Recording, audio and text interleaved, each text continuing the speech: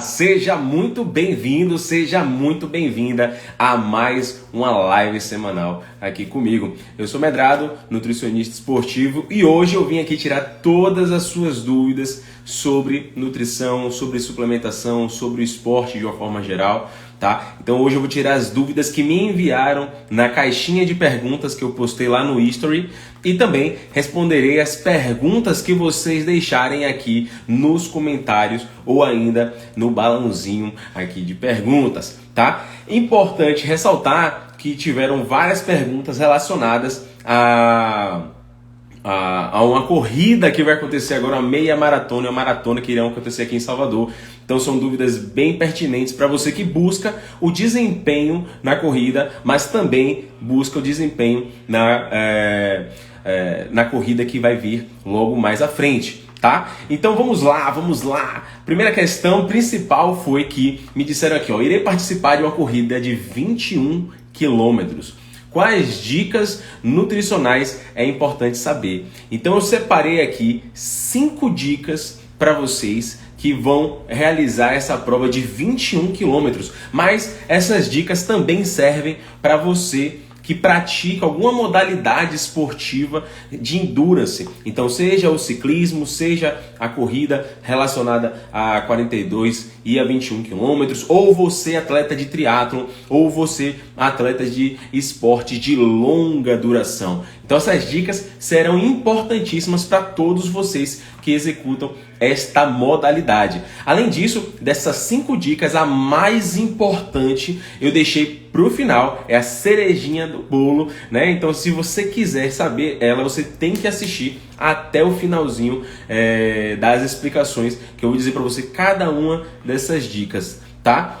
Então, a primeira delas, uma das mais importantes, é que é o seguinte: nós estamos numa reta final para uma competição. Nessa reta final é aquela velha questão, você não precisa mais realizar treinos tão intensos. Então esta é uma fase de recuperação. Então o foco seu neste período final de preparação para uma competição, para uma prova, é se concentrar na sua recuperação, na sua regeneração. Então provavelmente você sinta algumas dores em panturrilha, dores em coxa, dores que te incomodam, que te atrapalhem durante o seu desempenho. Então é importante você dar atenção a estas dores nesse período de agora e se preocupar mais em regenerar, em recuperar e não mais atingir um tempo específico, tá? Então, primeira coisa que a gente vai precisar ter em mente quando a gente fala de recuperação para o exercício, a gente fala primeiramente da oferta de proteínas. Pois é, quando a gente treina musculação, né, quando a gente tem um exercício físico, o tecido que mais é trabalhado durante toda a modalidade é o tecido muscular. E esse tecido muscular, ele precisa de proteínas para que sua regeneração seja possível de ser feita. Então, o que você vai precisar priorizar nessa primeira fase, nessa última fase, né? Na fase final para a competição? São as proteínas. Então, eu aconselho que você tenha pelo menos uma fonte de proteína em cada uma das suas refeições nessa fase final para o campeonato. Então, o que são fontes de proteína, se você me perguntar? Fontes de proteína, nós temos fontes de origem animal, por exemplo, o frango, o peixe, carnes, ovos, laticínios, leites e derivados. Nós temos também fontes de origem vegetal, que são fontes normalmente de carboidratos, mas que elas têm uma boa quantidade de proteínas, como por exemplo o feijão, o grão de bico, a lentilha, como por exemplo a proteína texturizada de soja. Então são alimentos que você poderá ter incluso dentro da sua dieta nessa fase final para recuperar melhor para esse período final, tá? Vamos lá, anotem muito bem as dicas. Olha a Ilana aqui perturbando. Gente, também gostaria de agradecer, né, a todo mundo que mandou as mensagens lá, as felicitações ao pedido de casamento que eu fiz à Amada, né, e a Amada aceitou, né, então é um momento muito feliz da nossa vida agora, né, uma nova fase, uma nova etapa, né, do nosso relacionamento, e nós estamos muito felizes, né, com essa fase, e também agradecemos muito a vocês que mandaram lá seus comentários, tanto na foto, como também no direct ou então no WhatsApp, tá? Eu quero agradecer demais por vocês. Ilaninha mandou aqui bem o comentário, né? Então vamos lá. Ainda sobre a recuperação, é importante você não restringir carboidratos nessa fase final. Pois é, muita gente tem ainda hoje medo de consumir carboidratos, tem uma carbofobia. Então, lembrem-se, o desempenho da sua corrida, ele pode ser prejudicado se você tiver restrição de carboidratos nessa fase final. Então, é fundamental que você não restrinja os carboidratos nessa fase. Tanto as fontes de carboidratos mais complexas, como por exemplo o inhame, o aipim, a batata doce, o arroz, macarrão integral ou macarrão normal, como também as fontes um pouco mais simples, como as frutas, por exemplo. Então são excelentes auxiliares do seu desempenho nessa fase final e vão te auxiliar e muito na sua recuperação para você conseguir completar a sua prova. Então eu aconselho você ter pelo menos aí 2 refeições do seu dia com frutas, né, na sua composição, e ter carboidratos em todas as suas refeições. Todas elas são interessantes de você ter. Seja ela no aipim, na raiz, seja cuscuz, seja ainda na fonte de frutas ou ainda dos vegetais, tá? Um terceiro ponto que é fundamental para que você não prejudique o seu desempenho na fase final é você ter uma boa noite de sono. Então, nessa fase final é muito comum que você sinta, obviamente, uma ansiedade, né? Então que você fique apreensivo, afinal de contas, você vai chegar no momento de prova, no momento no qual você vai ser testado, no momento no qual você vai se submeter a um extremo, né? Junto com todas aquelas pessoas que treinavam com você, junto com o seu treinador, junto com seus amigos, familiares, aquela expectativa toda em cima de você, e isso, claro, gera para você uma ansiedade. Então, nessa fase final, é fundamental você ter práticas que diminuam seus níveis de ansiedade, e claramente uma delas é a higiene do sono, a qual você consegue, né, ter uma noite de sono mais qualificada, uma recuperação mais excelente possível, e isso faz com que, claro, você chegue na sua prova mais relaxado, você chegue mais tranquilo e você chega bem recuperado para poder realizar a prova da melhor forma possível, tá? Então nunca na sua vida deixem de olhar pela qualidade do sono de vocês, tá? Lendo aqui alguns comentários de vocês que estão aqui na live, e vamos dar continuidade aqui às 5 dicas mais importantes que você que vai realizar uma prova de endurance, uma prova de corrida, uma prova de natação, uma prova de ciclismo, uma prova de triatlon, uma prova que você precisa ter. Dicas que você precisa ter em mente para você poder realizar uma boa prova. Pois então, segunda dica que eu tirei para vocês aqui hoje é sobre que a hidratação não é só sobre repor água. Opa, gerei aí uma dúvida na cabeça de vocês, né? Então assim, hidratação vem logo de hidratar, né, amigo? Então vem de consumir água, ingerir água, né? Se hidratar. Só que, quando a gente fala de hidratação do nosso corpo, nós não estamos falando apenas de você jogar água para dentro. Então, numa fase de treinamento muito acentuada, nós temos um aumento da sudorese, ou seja, a gente elimina muito suor, e junto com esse suor, não vai só água, pasme você, né? Vão ali também eletrólitos. Então vai sódio, potássio, cloro, magnésio. São eletrólitos que são fundamentais tanto para o bom funcionamento do seu organismo, né? Do nosso organismo, no caso, como também são fundamentais para o desempenho na prova. Então, quando você fala em recuperação, em reidratação do atleta ou do praticante de esporte, né? Você não está falando apenas da água, você está falando também em repor estes eletrólitos. E aí a gente tem que considerar, obviamente, ou uma suplementação ou através da alimentação. Existem suplementos nos quais ele já possui na sua composição fontes de carboidrato para recuperar o seu carboidrato durante sua prova, como sódio, potássio, cloro e magnésio, que são importantes para reidratação. Ou seja, até mesmo para você, explicando assim em miúdos, né, de uma forma bem simplista, até mesmo para você conseguir utilizar essa água da melhor maneira e de fato se hidratar, é fundamental que você tenha ali na sua composição esses eletrólitos como sódio, potássio, cloro e magnésio. Então, se você não tiver eles, você pode não conseguir fazer uma hidratação eficiente e isso prejudicar tanto sua saúde como também o seu desempenho durante a sua competição, tá? Então é importante você ter ou uma suplementação de repositores hidroeletrolíticos, né? Ou ainda você pode fazer um caseiro. Se você vai fazer essa prova, se você quer saber qual é o repositor hidroeletrolítico caseiro que você pode fazer, assim que acabar essa live, você me manda uma mensagem no direct que eu vou mandar para você a receitinha que eu passo para meus pacientes que vão fazer provas de corrida, né? Uma receita caseira, você não precisa comprar nenhum suplemento alimentar, você consegue fazer somente com alimentos dentro da sua casa, tá?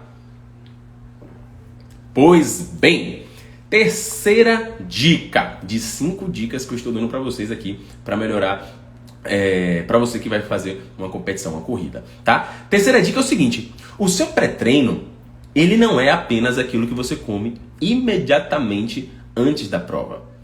O seu pré-treino é tudo aquilo que você consome antes da prova. Então lembre-se, eu falei lá como uma das primeiras dicas que esta é uma fase de recuperação. É uma fase de recuperação para você fazer a prova no seu melhor condicionamento, na sua melhor posição. Então é importante você seguir todas as primeiras dicas e lembrar que antes do seu treinamento, antes da sua prova, na verdade, o que mais importante não é o que você vai consumir ali de manhã cedo, que normalmente essas provas acontecem às 7 horas da manhã, por exemplo. É mais importante você levar em consideração o que você consumiu na noite anterior. Então, na noite anterior, o que é que você consumiu na noite anterior? Porque aquilo que você consumiu na noite anterior vai ser utilizada para você durante a sua prova, tá? Então é fundamental que antes da sua prova, no dia anterior, você tenha uma refeição bem calibrada. Quando eu digo bem calibrada, eu não estou falando para você bater um prato de feijoada ou de dobradinha antes de dormir, porque você quebrou uma perna do Nutri e todo mundo aqui, né? Vai chegar lá no meio de manhã, se você acordar, né? Se não acordar todo indigesto, com refluxo, com uma dobradinha voltando, você não vai conseguir ter um dos melhores desempenhos na sua vida lá, né? É provável que você nem consiga chegar na prova, de tão pesado que você vai ficar. Mas é fundamental que na noite anterior você tenha pelo menos o jantar e a ceia com boas fontes de carboidratos. Quando eu falo boas fontes de carboidrato, eu estou falando para você fazer ali uma tapioca calibrada, bonita, de você fazer ali uma refeição com frutas, refeições, por exemplo, com batata doce, com inhame, com aipim, refeições com aqueles carboidratos que você gosta de consumir, né? Então, sem restrição e também sem excessos, com a qualidade top. Porque aí você vai conseguir ter um bom desempenho. Porque este carboidrato que você consumiu no dia anterior e 2 dias anteriores ao dia da prova, eles vão ser sintetizados dentro do seu músculo, dentro da sua massa muscular. Eles são sintetizados a glicogênio, eles são armazenados em forma de glicogênio e eles serão utilizados durante a sua prova. Então é fundamental você ter essas fontes de carboidratos dentro das suas refeições nos dias que antecedem a prova. E como é uma fase de recuperação, normalmente você vai estar numa fase onde seus treinos vão estar numa intensidade um pouco mais baixa. Então você de fato vai estocar um pouco mais de glicogênio, você vai estar... Normalmente a gente tem estratégias para otimizar a sua recaptação, a sua recuperação do glicogênio muscular e fazendo com que você tenha mais energia durante a sua prova, né? Esta é a ideia de você fazer a refeição do pré-treino. E essa é a ideia de você ter uma boa nutrição na fase final do seu treinamento, na fase final para a sua competição. É ideal que você tenha em toda a sua fase, né? Mas nessa fase final, ela pode ser decisiva para a sua posição na corrida, né? Ele pode prejudicar 100% a sua corrida, como ele pode otimizar e muito a sua corrida nessa fase final. Quarta dica, já estamos chegando na dica principal para você fazer essa corrida da melhor maneira possível, para você fazer essa prova da melhor maneira possível. Mas antes disso, vou falar para você a quarta dica. A quarta dica é você ter boas fontes antioxidantes na fase de recuperação para a sua competição. Quando eu falo para vocês antioxidantes, eu xinguei metade da população que está aqui assistindo essa live, né? Então, o que é antioxidante? O que é oxidante? Por que eu consumi antioxidante? Várias perguntas, várias dúvidas. Pois então, meus amigos, quando nós treinamos, nós temos um consumo de oxigênio e nós geramos uma coisa chamada estresse oxidativo. Nós produzimos espécies reativas de oxigênio. Olha só quantos nomes mirabolantes, mas no final das contas é o seguinte: o seu treinar, ele é estressante para o seu corpo. Ele gera também marcadores, ele gera produtos de estresse. Então você tem níveis de estresse no seu dia a dia, né? E nós temos um produto que a gente gera a partir do estresse, seja o estresse mental, o estresse físico, todo o estresse que nós temos durante nossa vida, nós produzimos um produto, que são essas espécies reativas de oxigênio, por exemplo, né? E esses estresses aí, eles geram dano para a nossa célula. Então, assim, o estresse, além de, né, ser estressante, ele gera dano à nossa célula. Então ele gera dano à nossa célula, fazendo com que nós tenhamos um prejuízo nos transportadores dentro do nosso corpo, gera um prejuízo na produção de alguns hormônios, gera um prejuízo na digestão de alguns nutrientes, gera um prejuízo em várias questões do nosso corpo, né? Esse estresse oxidativo, por exemplo, é o que gera as rugas que nós temos, né? Esse dano oxidativo é gerado pelo estresse oxidativo. Por isso que você tá lá, passando um protetor solar, né? Toma várias pílulas que vão melhorar a qualidade do cabelo, pele, unha, essas coisas todas assim. São normalmente ali dentro tem componentes antioxidantes. Mas eu vou falar para vocês antioxidantes que você consegue na sua alimentação, né? Então nessa fase final, quando a gente faz o seguinte, quando a gente consome esses antioxidantes, nós estamos entregando para o nosso corpo já aquele componente que vai combater o estresse oxidativo, né? O nosso corpo ele é extremamente inteligente, ele é extremamente preparado. Então nós temos sistemas que já vão inibindo esse estresse oxidativo, já conseguem neutralizar o estresse oxidativo. Só que você, meu querido e minha querida, que mora no século XXI e que não é herdeiro, você com certeza passa estresse na sua vida. Você com certeza se submete a uma rotina de trabalho que é estressante. Você com certeza, e você que está se preparando agora para campeonato, você com certeza tem uma rotina de treinamento muito intensa, onde você faz ali 10 quilômetros todos os dias que você faz a corrida, né? Fora o treinamento de musculação, fora tudo isso. Então, são atividades que são estressantes para nós. Então, nosso sistema antioxidante, ele acaba sendo insuficiente para dar conta de todo esse estresse oxidativo.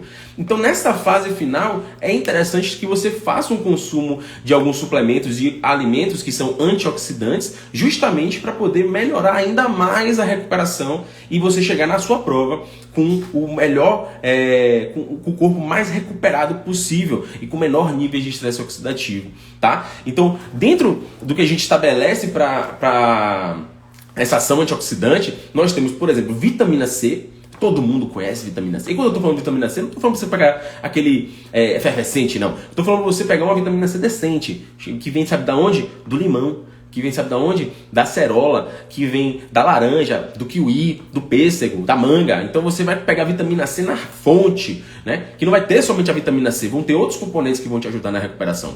Mas ele é um fundamental antioxidante para o nosso corpo. Ele, associado, por exemplo, à vitamina E, é sensacional. Vitamina E a gente encontra no azeite de oliva, por exemplo. Vitamina E a gente encontra, por exemplo, nas oleaginosas, amendoim, castanha do Pará, amêndoa, castanha do caju. A gente encontra vitamina E nesses alimentos. Então é importante que você tenha esses dois. Além disso, nós temos a oferta de selênio. Selênio que está ali presente na castanha do Pará. Então você comer ali 1 a 3 castanhas do Pará já é o suficiente para que você tenha uma boa oferta de selênio, por exemplo. E juntamente ali vai ter uma vitamina E também. Então, assim, você já tem uma fonte de antioxidante excepcional, né? E é por isso que normalmente a gente também considera mais ou menos 2 a 3 castanhas por dia, porque o selênio, ele é tão... a castanha do Pará, ela é tão rica em selênio que consumos também muito elevados desse selênio, ele pode gerar uma toxicidade e pode gerar um dano. Então é por isso que a gente aconselha normalmente 2 a 3. Eu sei que você queria ficar ali piscando várias, mas se controle, meu querido, se controle. Nós temos ali também o consumo de outros antioxidantes, como por exemplo o resveratrol, que ele vem do suco de uva. Então o suco de uva concentrado ali naquela fase final para a competição é sensacional. Além de ser uma excelente fonte de carboidrato para a recuperação. Então você que busca desempenho, você pode utilizar de uma forma até mais tranquila, mas você que busca emagrecimento com mais cautela. Mas além do suco ter aquela fonte de frutose, ali, aquela fonte de carboidrato que é interessante, ela também tem uma fonte de resveratrol, que é um excelente antioxidante que a gente pode utilizar nessa fase final. Além disso, destaquei também o uso de magnésio, né? Então o magnésio que você pode achar ali no feijão e outras leguminosas, como grão de bico e tudo mais. Além disso, nos folhosos verdes escuros. E também você pode consumir carotenoides que estão ali presentes na cenoura, no tomate, no mamão. Então, todos esses alimentos podem participar e devem participar da sua semana pré-campeonato, pré-competição, pré-corrida. O Usain Bolt não, péssimo exemplo, porque o Usain Bolt é um velocista. Mas você ali, grande fundista, grande corredor, nessa fase final, é fundamental que você tenha estes alimentos na sua estratégia, né? Nos últimos dias para a competição. Perfeito. Eu vou... Você que estava morrendo de ansiedade para saber qual é a quinta dica e a dica mais importante para você que vai correr uma maratona, uma meia maratona, se segure aí na cadeira que eu vou falar, mas eu vou falar depois que eu responder a pergunta aqui do Di Barreto. Ele botou assim: irmão, boa noite. Quem está com disbiose, além da mudança alimentar e uso de probióticos, quais outros suplementos podem ajudar na recuperação? E se existe também algum que possa prejudicar no tratamento?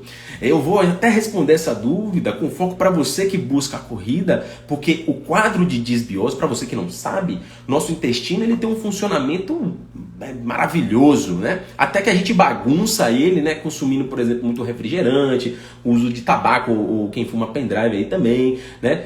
O uso de bebidas alcoólicas, o uso de fármacos, o consumo de alimentos ultraprocessados e industrializados. Tudo isso pode prejudicar a sua saúde intestinal e gerar um quadro chamado de disbiose intestinal. Tá? Então esses pacientes que têm disbiose intestinal, eles não têm apenas um problema da imunidade e o problema de não fazer o cocô bonito, né? Ele tem outros problemas também relacionados ao desempenho, relacionados à liberação de hormônios, né? Principalmente da serotonina no nosso corpo, né? Então quando a gente faz um tratamento para a disbiose, a gente quer melhorar 100% a saúde do intestino desse indivíduo. Então a gente pode fazer a suplementação, por exemplo, de probióticos. Dentro do nosso intestino tem bactérias boas e bactérias ruins. Quando você tem um quadro de disbiose, as bactérias ruins estão vencendo essa batalha, né? E aí você precisa utilizar, por exemplo, bactérias boas para poder combater essa galera. Outra forma que você pode fazer é o seguinte: o exército, não sei se você sabe, né? Mas o exército ele precisa de comida. Então, quando você alimenta somente as bactérias ruins, essa bactéria ruim vai vencer a guerra facilmente. Mas quando você entrega alimentos bons para as bactérias boas, essas bactérias se fortificam e conseguem matar a galera que é do ruim, que é as bactérias ruins, tá? Então, o uso, por exemplo, de prebióticos e de fibras é fundamental nessa fase também, tá? Você pode utilizar os prebióticos de suplemento, mas também pode aumentar o consumo de fibras da sua dieta, né? Então, o consumo de aveia, de chia, de linhaça, o consumo de vegetais de uma forma geral. Coma vegetais, meu amigo. Olha o suplemento de vitaminas e minerais e fibras mais barato que você vai achar, né? Então, coma vegetais, coma frutas, que eles também serão fundamentais para o seu tratamento. E dependendo também de alguns casos, a gente pode entrar com outras suplementações relacionadas também a isso. Mas isso precisa ser avaliado caso a caso. Mas o feijão com arroz é esse. Então, se você tem um quadro de disbiose, você precisa retirar aqueles agressores, aqueles fatores que são prejudiciais para a sua saúde intestinal. Então, álcool, tabaco, pendrive dentro do tabaco, né? Cigarro e tudo mais. O consumo de alimentos superprocessados, salsicha, calabresa e tudo mais, embutidos. E o consumo de alimentos industrializados. Tá? Então você consome, e aí você tirou esses que são os ruins, que vão prejudicar a sua saúde intestinal, e começa a consumir os alimentos de verdade, meu querido. As frutas, os vegetais, as verduras, o bom e velho feijão com arroz, entendeu? Verifica. A primeira coisa que eu falo com meus pacientes, meu amigo, é você olhar o seu cocô, né? E bote aí no Google, quando acabar a live, não agora. Mas anote aí no papel, você que está anotando todas essas informações que eu estou passando para você agora. Anote agora no seu papel que você vai pesquisar assim quando acabar a live. Você vai botar assim, ó, escala de Bristol, com L no final. E aí quando você verificar essa escala de Bristol, você vai lá no meu direct e vai falar para mim assim, ó, o meu cocô é tipo 1, tipo 2, tipo 3. Tem lá a escala de Bristol, são os tipos de cocôs. E ali você vê, a partir disso, essa primeira avaliação que eu faço com meus pacientes é ver qual é a escala de Bristol, né? Para identificar como é que está a saúde intestinal desse rapaz. Então você tem que analisar o seu cocô. Pasmem vocês, isso é fundamental, né? Então pasmem vocês, coloquem lá, quando acabar a live, você bota aí na tarefa, ir lá, ver no Google, escala de Bristol, e me mandar no direct qual é o número da escala de Bristol de você. E se você está assistindo aqui na gravação, você também tem essa tarefa de fazer isso e me mandar no direct, seja hoje, em 2022, seja em 2030, se você estiver assistindo essa live, tá? Então vai me mandar lá no meu direct qual a escala de Bristol. Bom, vamos lá! A última e mais importante dica para você que vai fazer uma corrida, uma prova, uma maratona, uma meia maratona, um circuito, um nado farol, uma travessia Salvador Mar Grande, uma prova de triatlon. Essa é a dica mais importante para você que vai fazer uma prova. Essa dica, meu amigo, é o que difere os homens dos meninos, as mulheres maduras das garotinhas imaturas. Essa é a dica mais importante e não serve apenas para a prova de exercício físico, na prova do esporte, mas sim para outras provas que você vai realizar durante toda a sua vida. Que é o seguinte: não teste nada novo. Nada novo. Essa é a dica mais importante para você conseguir fazer uma prova excelente. Não teste nada novo. Por que eu estou dizendo isso para você? Porque é muito comum você que sente essa ansiedade de ter que realizar uma prova, você pense, pô, Gabriel vai correr junto comigo. E Gabriel tá usando o suplemento XYZ. E eu não uso XYZ.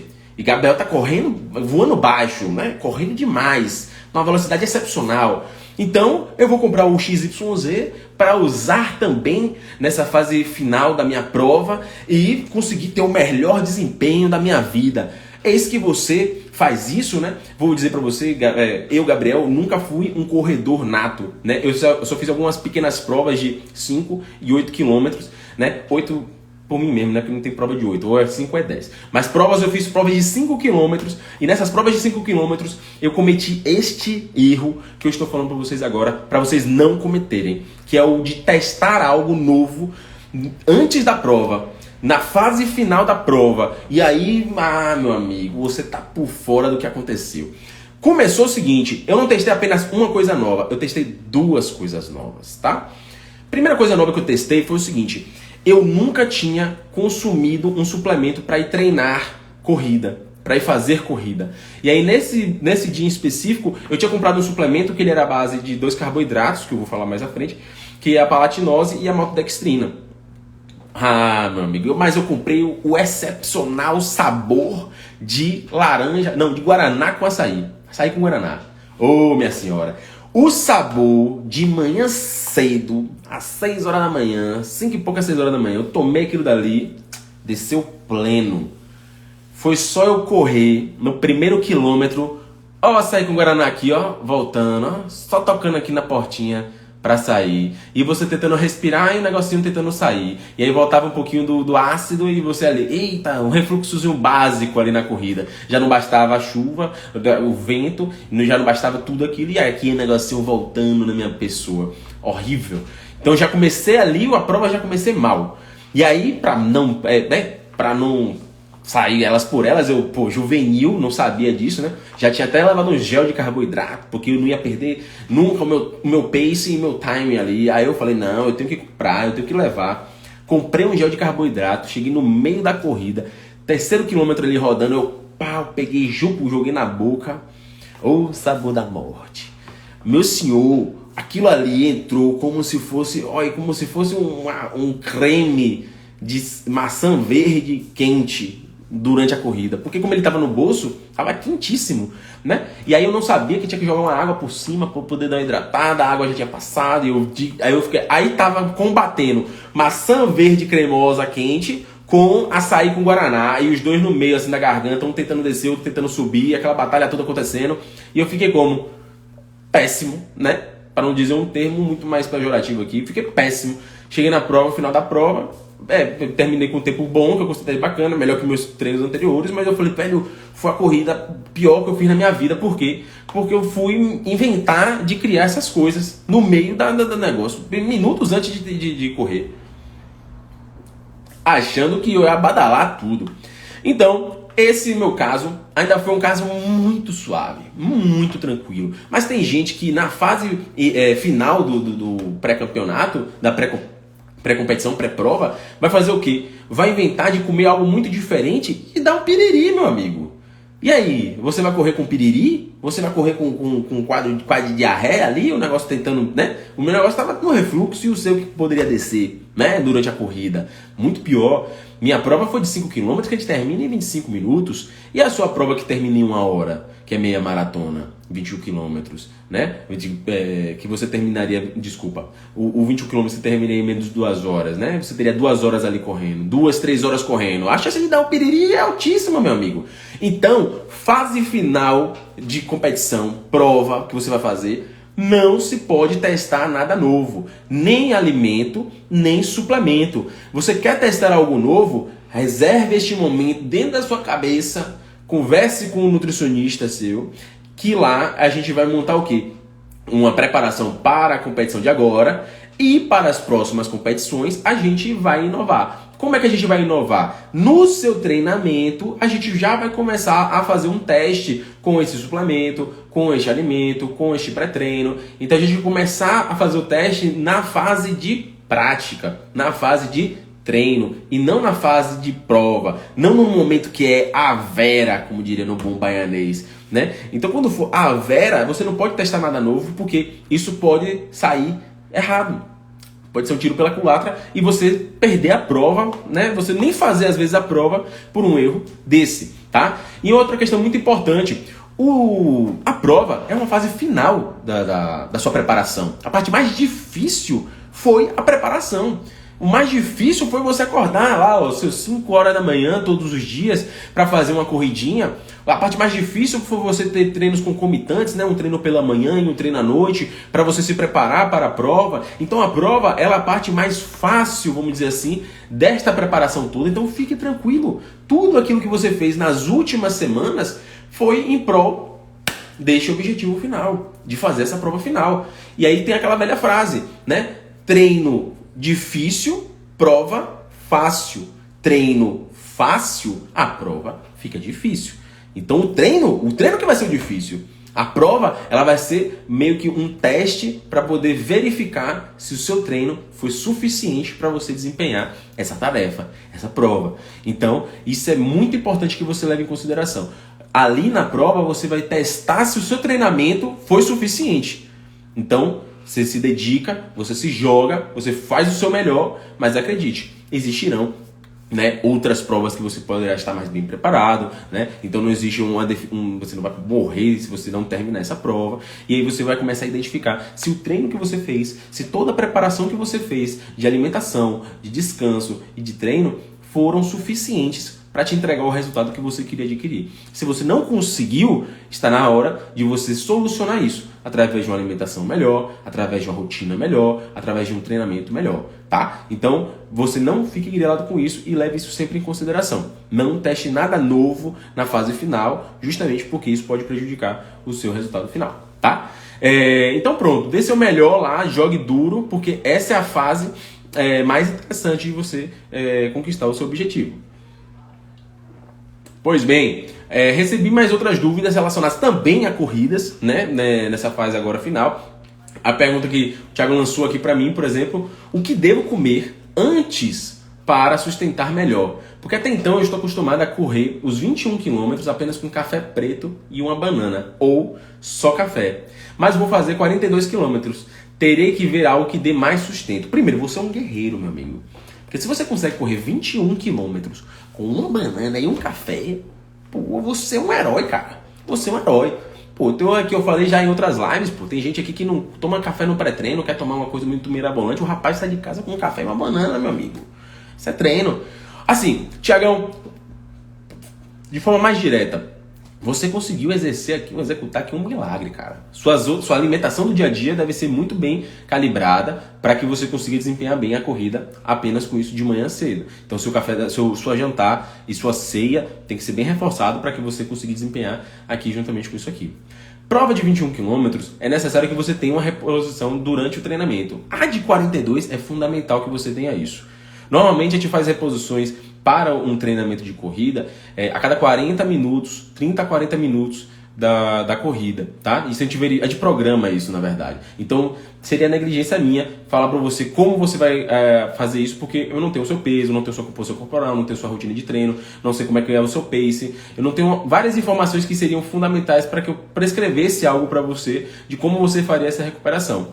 Por alto, eu posso indicar que você tem que ter uma boa alimentação da semana que antecede esses 42 quilômetros. É necessário que você use todas as dicas que eu falei para você anteriormente aqui nessa live e também verifique a possibilidade de recuperação durante o treinamento, seja ele a utilização de uma suplementação de carboidrato e repositor eletrolítico, ou ainda o consumo de alguma coisa ali que seja obviamente feito de forma caseira, no seu squeeze. Então em determinado momento da corrida você vai conseguir consumir aquilo. Tem gente que, por exemplo, na corrida bota um saquinho de geladinho com a suplementação ali, né, com água, com açúcar, então que é algo que você consegue pegar o geladinho e espremer na boca. Então congelar o pacotinho de geladinho mesmo, aquele pacotinho de geladinho, faz essa solução caseira, leva para a corrida. Durante a corrida, obviamente, ela vai descongelando e aí você utiliza aquilo ali durante a corrida para que você consiga desempenhar e não quebrar, né? Quebrar é quando você interrompe, quando você não consegue dar continuidade à sua corrida. Então você não quebrar durante a sua prova, tá? Então isso é importante você ter em consideração. Que aí você colocou aqui que eu posso utilizar na metade do percurso, é exatamente isso. Tá, e outra dúvida que foi feita aqui também é que tem gente que usa pré-treino. É viável para a corrida? Pré-treino é viável sim para a corrida, afinal o uso de suplementação pré-treino ele tem o objetivo de melhorar o seu desempenho durante o treinamento físico, né? Agora você precisa avaliar duas coisas. A primeira delas, se você já fez uso disso antes, né? Então como é fase final, você não pode testar nada novo. Vai que você usa um pré-treino que te dê um piriri, que te dê ansiedade, que te dê uma cefaleia, então uma dor de cabeça no meio da corrida, você não vai conseguir executar a corrida até o final. Ou que te dê um ataque cardíaco, né? Então que você fique muito acelerado durante a corrida, e isso fazer com que você interrompa a sua corrida. Então não teste nada novo, né? A primeira coisa é essa. E o segundo é que como você quer um pré-treino para corrida, é interessante que você pense que os componentes que são otimizadores do treino de musculação podem não ser para otimizar o seu treino de corrida. Então, utilizar de pré-treinos que são relacionados ao aumento de força não vão melhorar a sua resistência durante a corrida. Então, é importante que você considere um pré-treino que ele seja bem associado à modalidade que você está praticando, tá? Perfeito? Fechou o bombom? Pois bem, vamos lá. Mais uma pergunta que me fizeram aqui foi o seguinte, foi relacionada ao uso de pasta de amendoim ou doce de leite, né? Então foi uma pergunta tipo, qual dos dois eu prefiro? Então responde como nutri, mas no final você dá sua opinião pessoal, tá? Então eu como nutricionista, o que é que eu vou dizer para vocês? Pasta de amendoim, hoje em dia é muito comum a gente utilizar. Os brasileiros não tinham esse costume há, sei lá, 7 anos atrás, 8 anos atrás. Não tinham o costume de comer pasta de amendoim, por exemplo, no dia a dia. E hoje é comum. E se tornou algo do meio fitness, né? Então, algo que você que treina musculação, que pratica esporte, bereira, caixa de fósforo, quer utilizar. E pensar, massa, né? Então, uma fonte de carboidrato, fonte de gordura, uma fonte de proteína, fitness, brigadeiro proteico, essas coisas todas. Mas lembre-se o seguinte, o amendoim ela é uma fonte de gorduras. E por ser uma fonte de gorduras, ela tem um teor calórico maior do que os carboidratos e as proteínas. Quando a gente fala do doce de leite, a gente fala de um doce que tem na sua composição máxima, né, mais açúcares, mais carboidratos, que tem mais ou menos 4 calorias por grama, enquanto que a gordura tem 9 calorias por grama, então mais que o dobro. Então quando a gente fala de um alimento como esse comparativo, a primeira coisa, a gente fala do teor calórico. Então eu separei para vocês aqui o seguinte, em 20 gramas, que é uma colher de sopa, meio que moderada, né? Se você não é aquelas pessoas que pega a colherzona assim de doce de leite ou de pasta de amendoim, colherzinha moderada, 20 gramas, colherzinha moderada 20 gramas de doce de leite tem um total de 62 calorias. Enquanto que a mesma colher de 20 gramas de pasta de amendoim tem 120 calorias. Então assim, é o dobro, meus amigos. É o dobro. Então se você quer emagrecimento, por exemplo, é muito melhor, por exemplo, né? Assim, em termos calóricos, né? Considerando que você quer emagrecer, você precisa consumir menos calorias do que gasta, né? Você precisa gastar mais calorias do que você consome. Então, dos dois, né? Em 20 gramas, muito melhor você comer o quê? Um doce de leite, se for seu 20 gramas. Ou, porque os 20 gramas de doce de leite vão equivaler mais ou menos a 10 gramas de pasta de amendoim, tá? Mas a gente tem um outro fator que é um fator de calorias, né? Então um é o fator de gorduras, então a gente vai considerar isso na taxa de gordura da sua dieta, e o outro é de açúcares, de carboidratos. Então é um outro cálculo que você faz. Para uma pessoa que queira, por exemplo, performance, desempenho esportivo na corrida, eu ia priorizar para ele doce de leite, porque o carboidrato é muito melhor para que ele recupere esse glicogênio e treine de uma forma melhor do que a fonte de gordura. A fonte de gordura eu daria ali mais nos momentos que ele precisaria de mais saciedade, nos momentos que, por exemplo, ele vai fazer uma vitamina, precisa de um teor calórico muito elevado, né? Naquelas outras fases assim, tá? Então, é importante a gente considerar essas duas distinções para a gente não confundir. A gente metaboliza os dois de forma diferente, mas quando a gente fala em cálculo, apenas cálculo, em quantidade de calorias, o doce de leite vai ter 60 gramas da mesma quantidade de gramas que a pasta de amendoim, e a pasta de amendoim teria 120. Né? Então, um 60, o outro 120 na mesma quantidade de gramas. Então, nesse caso, né, a gente precisa levar isso em consideração. Uma outra pergunta que foi muito bacana, eu não vou conseguir responder todas as perguntas hoje, acredito eu, mas, porque lançaram ainda mais 3 perguntas aqui, fora essa que eu vou responder, que é uma pergunta muito pertinente, eu recebo todas as vezes no consultório, quase sempre no consultório, na verdade, não todas as vezes, mas aqui nas mídias sociais com certeza eu recebo 10 vezes, 7 me mandam uma pergunta parecida com essa, que é a pergunta se bioimpedância, a avaliação por bioimpedância é melhor do que a avaliação com um adipômetro. Você que se sentiu xingado até agora, eu vou esclarecer claramente esses dois para você, tá? Ambos são formas da gente avaliar a composição corporal. Então você já subiu uma balança, né? Você sabe quantos quilos você pesa, né? Então quantos quilos você pesa? 95. Quantos quilos você pesa? 100 quilos. Então aí você tem um marcador, que é o seu peso corporal. A bioimpedância e o adipômetro, eles vão te entregar mais informações. São informações de que, se você tem 90 quilos, quanto desses 90 quilos é gordura corporal, quantos desses 90 quilos é massa muscular, quantos desses daí não é massa muscular, mas é massa livre de gordura, ou seja, tem ali outros grupos musculares, outros órgãos, ossos e tudo mais. Então eles vão te entregar o valor de composição corporal. Quando você tem só o peso, você não tem muita coisa, né? Você pode ter 90 quilos e ter 10% de gordura, ou 90 quilos e ter 30% de gordura. São dois corpos completamente diferentes, tá? E como a gente vai diferir isso? Através dessas avaliações. Então, primeiramente, eu já utilizei esses dois na minha prática de clínica, tá? Já utilizei tanto a bioimpedância como o adipômetro. Como é que são feitas essas avaliações? Por exemplo, a bioimpedância, você tem uma conexão de eletrodos que você faz nas suas mãos e nos seus pés. Então, existem 4 polos onde você se conecta. Polo 1, 2, 3 e 4. Pé 1, pé 2, né? Então, 3 e 4. E você vai passar uma corrente elétrica de baixa frequência, você vai tomar um choque. E através dessa passagem da corrente elétrica de um polo para o outro, até o seu pé, por exemplo, ele vai gerar um valor de impedância, de resistência. Então ele consegue medir o seu grau de hidratação. E como o nosso músculo, por exemplo, tem muita água e a gordura não tem tanta água, ele consegue fazer essa diferença de impedância. E aí ele consegue estimar, olha, passou aqui a corrente elétrica assim assado, no final das contas teve tão resistência, teve tanto de facilidade, e no final temos aqui uma pessoa de 90 quilos que tem um percentual de gordura 25, tanto de massa muscular, tanto de hidratação, tanto disso, tanto daquilo. Então ele te gera esse valor todo num relatório lá bonitinho, que a pessoa imprime, aquela coisa bonita, malemolente. Pronto. Este é o aparelho de bioimpedância. Parece muito com uma balança, só que tem uma manopla que você segura para poder fazer a sua avaliação, tá? Ou você faz a conexão de eletrodos na mão, né? Você posiciona aqui, que nem quando faz eletrocardiograma, por exemplo.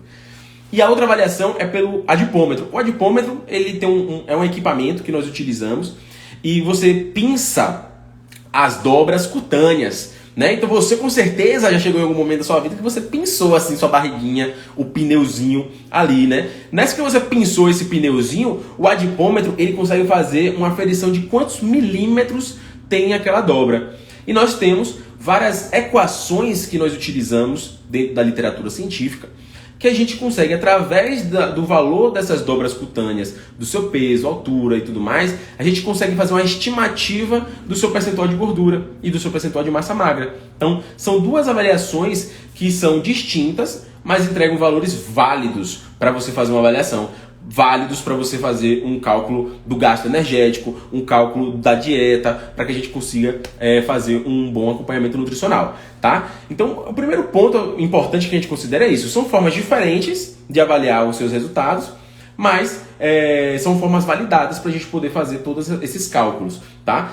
Um resultado de bioimpedância não pode ser comparado com um resultado do adipômetro, porque são métodos diferentes de avaliar a composição corporal, tá? Então você não pode comparar. Então, se você fez a avaliação pela bioimpedância, você não pode comparar com o resultado que você fez com o adipômetro, tá? Tanto um como o outro são estimativas da sua composição corporal. Veja bem, isso é muito importante. Eu vejo muita gente, e qual é o meu percentual de gordura? E qual é o meu percentual? Porque ciclano tem 15%, beltrano tem 10%. Meu amigo, isso aqui é uma estimativa.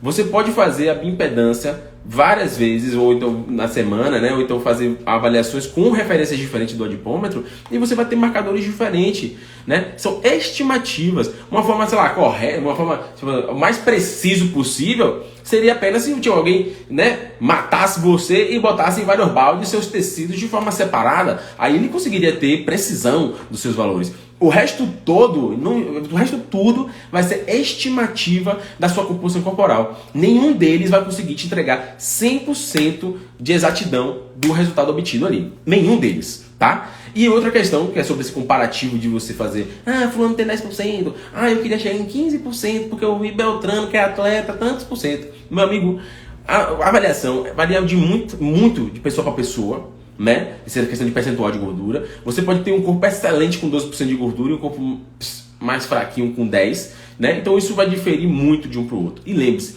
a avaliação de composição corporal é uma fotografia. Ela não diz para você que aquilo ali é você para a vida inteira. Ela diz que você está nesse estado, né? É uma foto desse momento atual. Então, mais à frente, a gente vai tirar uma nova foto para poder comparar esse antes e depois. E é essa avaliação que importa. Não é a sua avaliação de 12% com a do atleta de 12%. É a sua de 12% que está melhor do que você quando estava com 20%, meu amigo. Entendeu? Então, leve isso em consideração. Pois bem, pontos importantes sendo levantados. E eu vou falar para vocês, no finalzinho, qual é a que eu considero mais interessante para avaliação hoje em dia, que eu faço em consultório, né, e que eu considero a mais interessante para a gente avaliar. Primeiro, eu vou falar isso no final, mas antes disso, eu vou falar para vocês as vantagens e desvantagens de cada um desses métodos para você, né, pessoa comum, entender por que um e por que o outro, e qual é o momento de usar um e usar o outro. Por exemplo, vamos começar pela bioimpedância, que ele é o mais famoso, é o mais, todo mundo quer, eu quero tocar no eletrodo, aquela coisa sofisticada, tem um relatório bonito, com um boneco do lado, um boneco do Xiao Xiao, todo desenhadinho, mostrando quantos por cento de cada canto, né? Primeira coisa é porque ela tem uma vantagem, que é de ser fácil de usar, né? Qualquer pessoa faz aquela avaliação, não precisa ter graduação, né, técnico, nem nada, tá? Primeira coisa, ela é fácil de ser utilizada, então é uma grande vantagem. 2, não requer experiência do avaliador. Então o avaliador ele vai ter até uma instrução ali, né, que ele faz. Ele não precisa ter curso de antropometria, ele não precisa ter um aprofundamento literário em nada para poder fazer uma avaliação com a bioimpedância. Então isso facilita muito o acesso.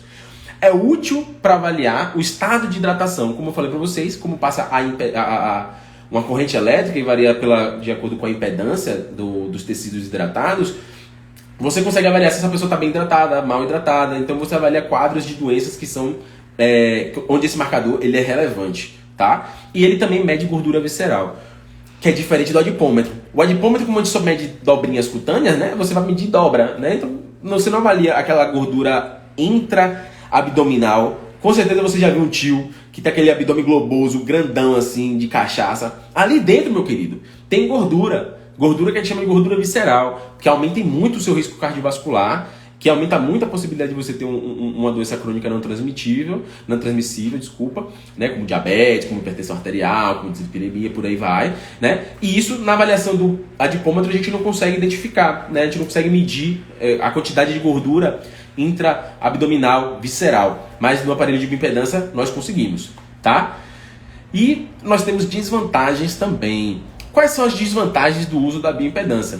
A primeira delas é porque vai variar muito de produto para produto. Nós temos duas marcas que são boas no mercado, né? Que tem aparelhos de qualidade, que é a Tanita e a Embari. E nós temos outras marcas que a gente não considera tão interessante assim, justamente porque tem várias questões. Eu não vou abrir aqui para vocês, mas tem várias questões. Então são produtos mais falhos na precisão da verificação da composição corporal. Fora um ponto de desvantagem que eu vou falar mais à frente. Tá?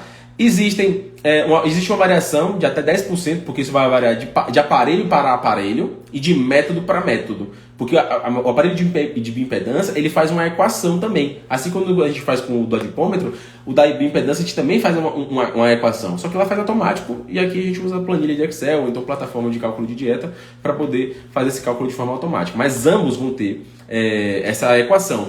E o aparelho de bioimpedância ele pode ter uma margem de erro de até 10%. Então é muito comum encontrar um paciente no consultório onde a avaliação pelo adipômetro ele dá um valor mais fiel, enquanto que o de bioimpedância dá um valor muito alto, 40%, então valores que são irreais para a realidade, para a realidade é ótimo, irreais do paciente, tá?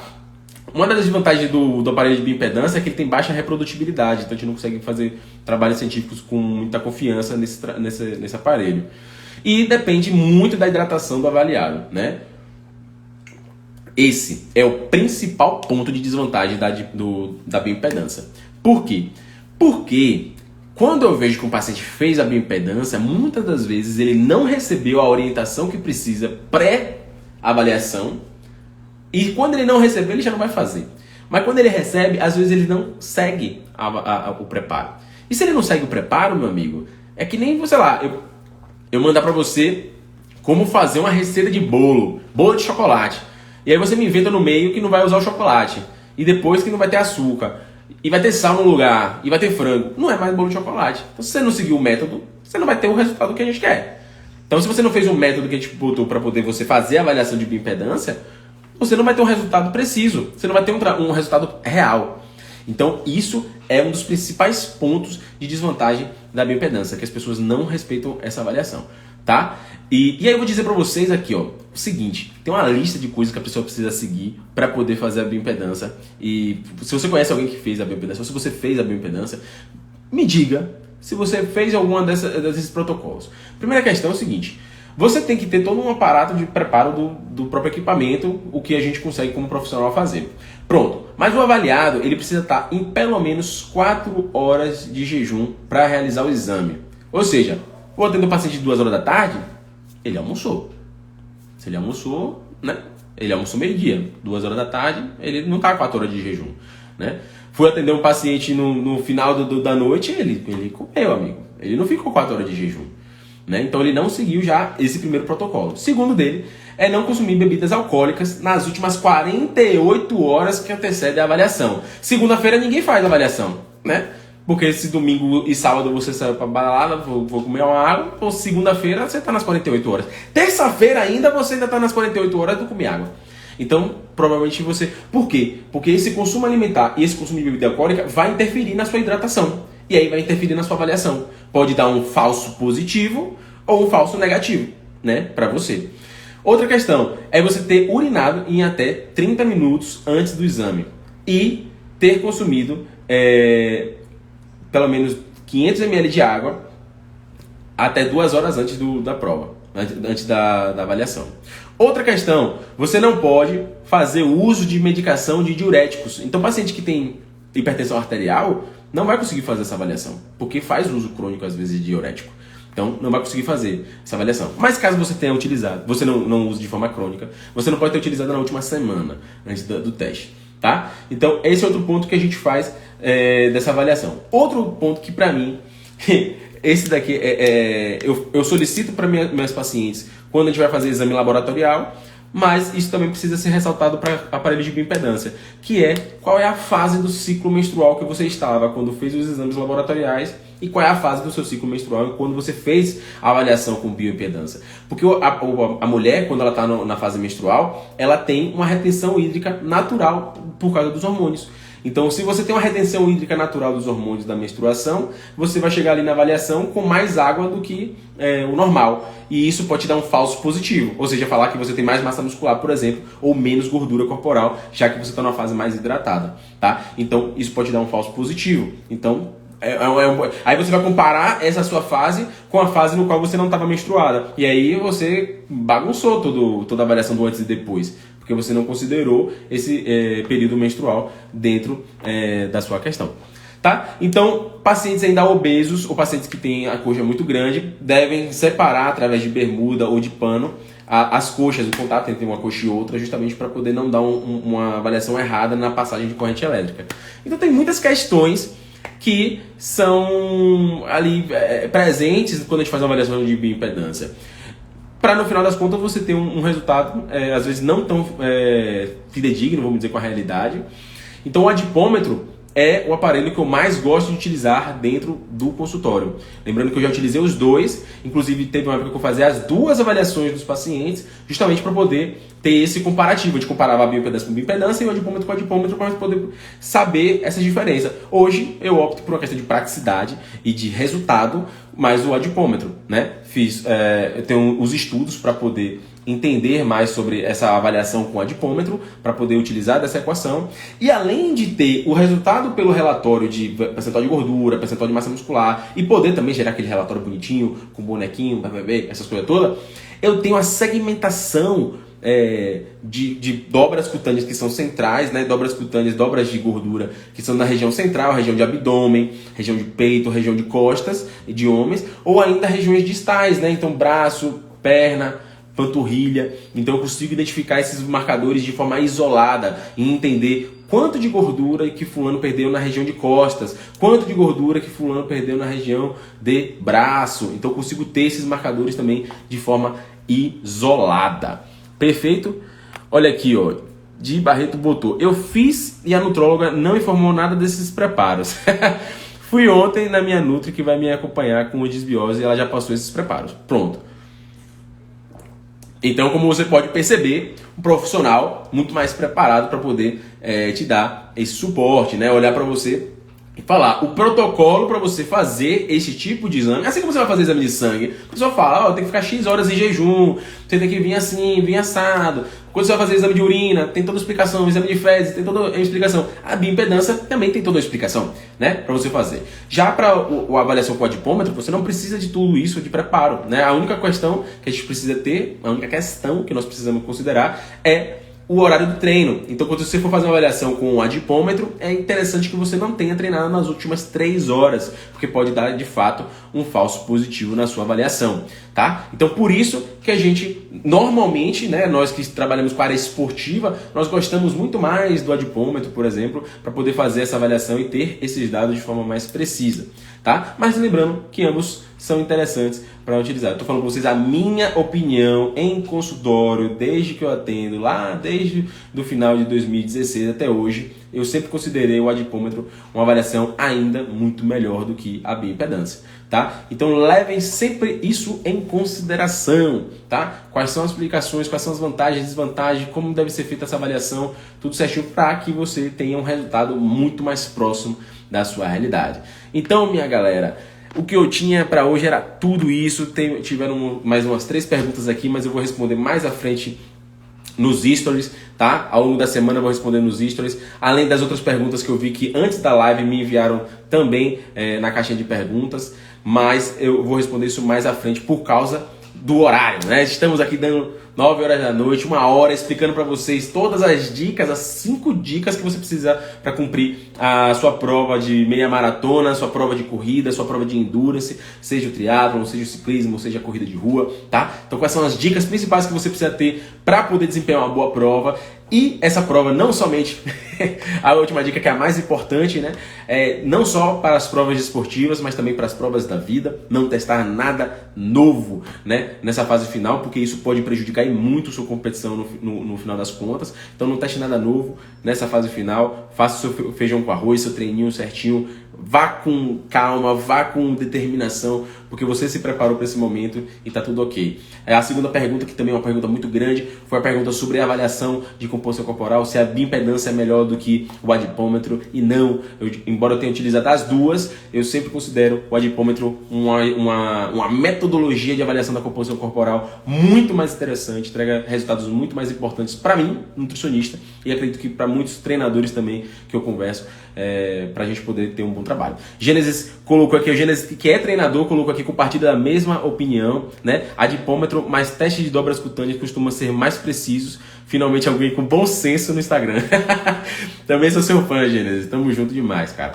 Né? Então, assim, levem isso sempre em consideração. Não se deixem levar por populismo, né? Essas coisas que a galera fica comentando demais assim na internet, como se fosse a coisa mais extraordinária do mundo. Tenha seu pé no chão, seja sensato. Caso tenha dúvidas, conte comigo aqui para responder. Todas as terças-feiras nós temos lives aqui para poder falar sobre nutrição, sobre suplementação, sobre a área do esporte. Então, sempre que você tiver dúvidas, lembre-se que essa live ela é feita para você abrir o seu coração aqui, mandar suas perguntas, seja na caixinha dos stories, seja aqui no chat, que a gente vai tirar com certeza. Gostaria de agradecer e muito a presença de vocês, desejar uma ótima noite, um excelente início de semana. Nós estamos na terça-feira, ainda é início de semana, muita coisa a ser produzida, muita coisa a ser trabalhada, muita coisa a ser preparada até a sua prova e até as suas próximas semanas aí desse mês de setembro. Perfeito? Um beijo do Nutri e até a próxima. Tchau, tchau.